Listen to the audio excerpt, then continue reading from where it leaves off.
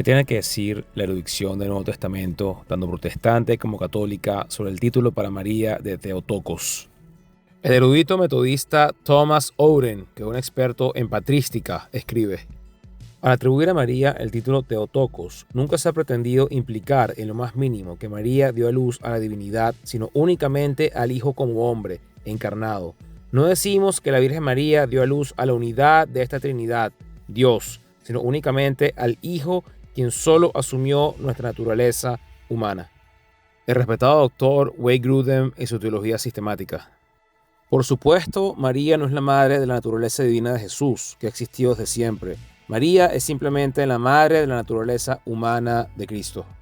El respetado erudito experto en cristología Oliver Crisp escribe: la afirmación de que María es la madre de Dios o Theotokos es muy perjudicial. Esto solo significa que María es la madre o portadora de la naturaleza humana de la segunda persona de la Trinidad.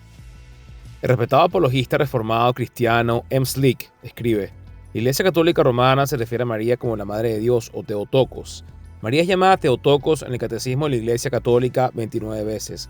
Esto no puede justificarse con las Escrituras. Más bien, es una invención de la Iglesia Católica Romana.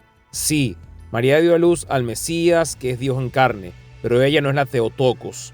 La frase Madre de Dios o Theotokos no aparece en las Escrituras, pero sí la frase Madre de mi Señor, Lucas 1:43. ¿Se justifica entonces el título Theotokos para María? Dios es uno y es una Trinidad. ¿Es María madre de la Trinidad? No lo es, pero es la madre del Señor Jesús. Por eso la Biblia se dirige a María de esta manera. Debemos atenernos a lo que dice la Biblia, no a lo que no dice. El doctor Slick continúa: el título Theotokos corre el riesgo de sugerir que María es divina y parte de la deidad. Si María es Theotokos, según la Iglesia Católica Romana, se podría afirmar que José es el padrastro y cuidador de Dios. Santiago, José, Judas y Simón son los hermanos de Dios.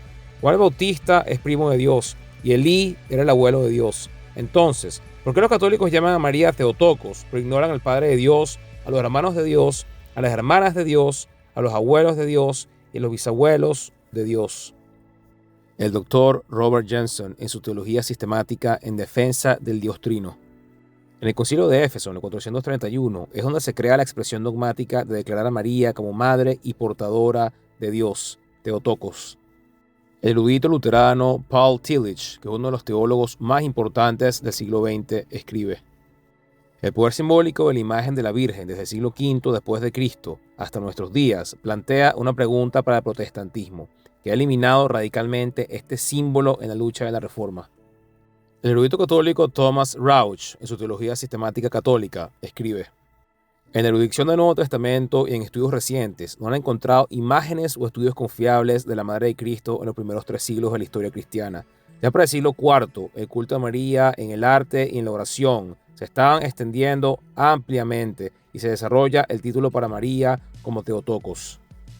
El erudito católico Alexander Schemann, en su libro sobre María, escribe: después de la Reforma Protestante, ellos concluyeron que Theotokos y su veneración era una forma de idolatría y no tiene ninguna base en las Escrituras. El erudito católico Foltelshin escribe: no fue hasta el año 432 que la frase consagrada Theotokos, la Madre de Dios, fue la piedra de la fe cristiana. El erudito católico Scott Hahn, en su comentario sobre la fe católica, escribe: en el año 431, la Iglesia declaró de manera definitiva que María era Theotokos, la portadora o Madre de Dios. Estos lenguajes auxiliares se usan claramente a los diversos términos credales, dogmáticos y teológicos como Theotokos y son indispensables para mantener, defender y transmitir la fe de la Iglesia Católica en su integridad. Aquí podemos observar, utilizando a estos eruditos tanto católicos, protestantes y ecuménicos, que el título para María de Theotokos es posbíblico, es decir, no se encuentra dentro de las Escrituras, sino que vino a partir del siglo IV a través de concilios ecuménicos.